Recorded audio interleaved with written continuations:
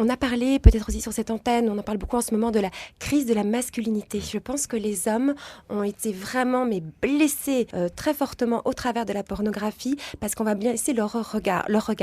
Je dis les hommes parce que quand même, il faut bien le dire, 90% de la production pornographique est faite pour les hommes, même si les femmes aujourd'hui la consomment aussi. Ce qui se passe, on parlait tout à l'heure, quel est le problème de la pornographie, c'est que ça va donc abîmer ce regard et que beaucoup d'hommes vont tomber dans une espèce de clivage. D'un côté, il y a leur épouse, la mère de leurs enfants, qu'ils respectent, qu'ils admirent pour qu'ils aient un vrai amour. Et de l'autre côté, il y a les autres femmes sur qui on peut fantasmer, être excité. Et donc, en fait, tout le monde grandit avec ça, donc petit, particulièrement donc les jeunes garçons.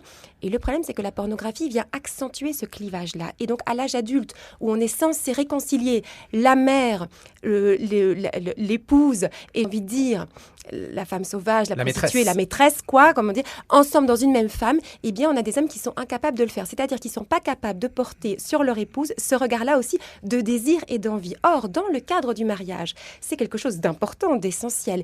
Et donc, on a des femmes qui souffrent de ne pas se sentir désirées par leur homme, parce qu'eux se sentent coupables d'éprouver ce genre de désir pour leur femme. Je ne sais pas si vous voyez la complexité dans laquelle on met les couples aujourd'hui, et parce que leur regard a été blessé. Ils ne font plus confiance à leur désir. Mais est-ce que la femme catho est trop épouse, et trop mère, et pas assez maîtresse? Oui, et c'est un vrai problème. Et je vois, par exemple, l'autre jour, parce que j'ai un petit blog, mais qui est pas mal consommé aussi par des gens chrétiens. Consultez. Je vais consommer, c'est un drôle de mot. On s'arrêtera là. J'ai dit, je ne suis pas du matin, pardon. Et consulter. Et alors l'autre jour, j'ai sorti un petit billet, mais pour moi de rien du tout, avec justement ne pas dormir en pyjama. Alors du coup, ça fait fureur. J'ai dit non, on s'habille pas avec un vieux pyjama et des chaussettes pour dormir avec son mari. On se fait magnifique pour dormir avec lui. On dort surtout toute nue. Et donc, j'ai vu que ce petit billet pas, ça, les était femmes vraiment... ont froid. Les femmes ont froid. Mais non, bien sûr qu'elles n'ont pas froid. C'est psychologique tout ça. On augmente le chauffage et puis c'est réglé. Et donc, il y a aussi quelque chose de...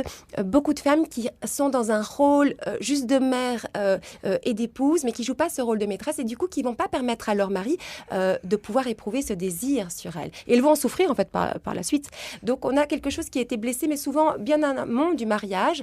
Et alors, moi, je vois aussi, parce que parfois aussi dans les consultations, je dis, apprenez à vous regarder, à vous désirer, la sensualité. Et je parle des fantasmes, et je vois les hommes qui ont peur. Et je sais très bien que quand ils ont peur de ça, c'est parce qu'ils ont, dans leur jeunesse, consommé beaucoup de pornographie et qu'ils ont maintenant peur de tout ce qui est pulsion sexuelle, désir, fantasme. C'est associé dans leur tête à quelque chose qui est mal et qui est mauvais, voilà, sur laquelle ils ont péché, ils vont se confesser.